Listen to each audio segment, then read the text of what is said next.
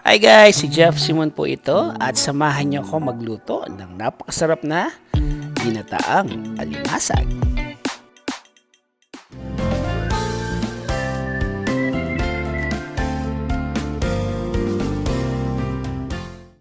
So ang una natin gagawin steam natin itong 1 kilo ng alimasag.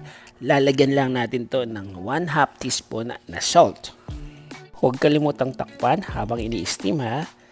Sa separate na kasirola, maglagay tayo ng about 3 tablespoon na mantika at hayaan natin tong mag-warm or uminit. At kapag mainit na, pwede natin ilagay ang bawang. Lulutuin lang natin to about 2 minutes at pagkatapos nun, pwede natin isunod kaagad ang sibuyas. Guys, isusunod natin ang sibuyas dahil ayaw nating masunog ang bawang, 'di ba?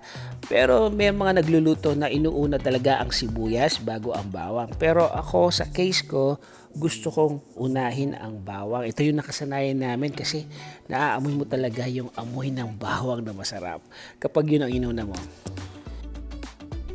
So, achieve natin na mag-moist ang sibuyas. That's about 2 minutes.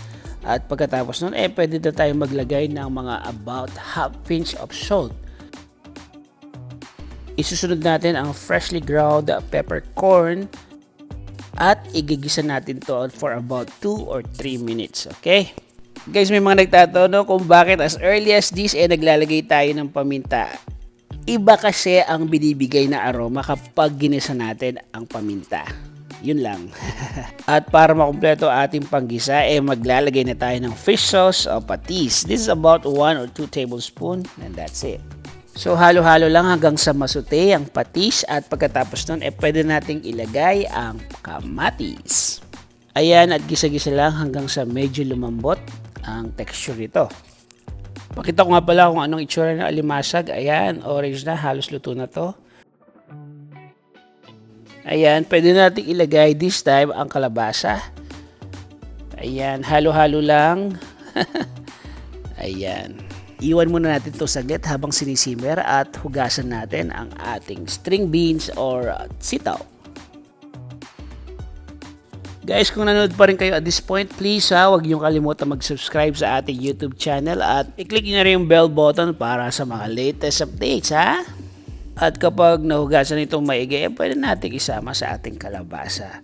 So, bali, haluin lang natin ito ng dahan-dahan hanggang sa lumambot ang ating gulay.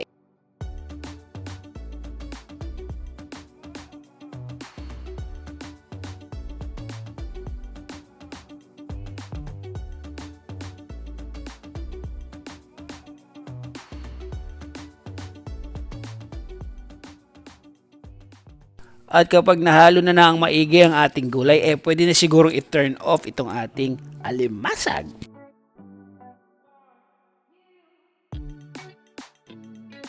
Siguro lumipas na ang 5 minutes, kaya pwede natin ilagay ang ating gata. And of course, ang sili.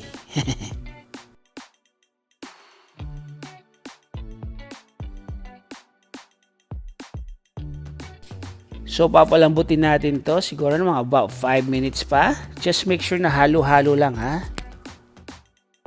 Habang hinihintay natin lumambot ang gulay, hati lang natin ang alimasag. Actually, pwede din naman na hindi hatiin to. Okay. Tikim-tikim muna tayo. Pwede na, pero maglagay tayo ng konting salt pa. Ayan, lagay-lagay lang, konti lang. At maglagay na rin tayo ng konting patis. Okay? Ayan, at kung makikita nyo, malambot na talaga ang kalabasa at ng sitaw. Kaya dahan-dahanin na lang natin to sa paghalo. Halo-halo lang ng dahan-dahan. Yan, na this time, ilagay na natin ang alimasag. Guys, ang kabuang listahan ng ating recipe for today ay makikita sa dulo ng video ito. At meron din naman tayo sa description box.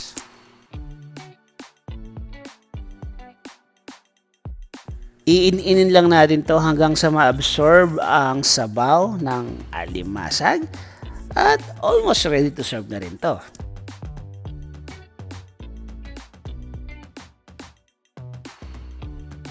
Excited na ako dito. Alam ko mapapadami na naman ang kain ko ng kanin dito.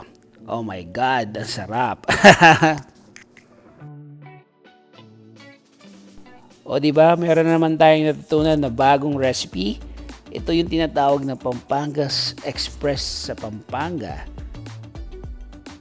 Shoutout nga pala sa lahat ng mga kabalen. Hello po sa inyong lahat. Mag-subscribe naman kayo. Oh.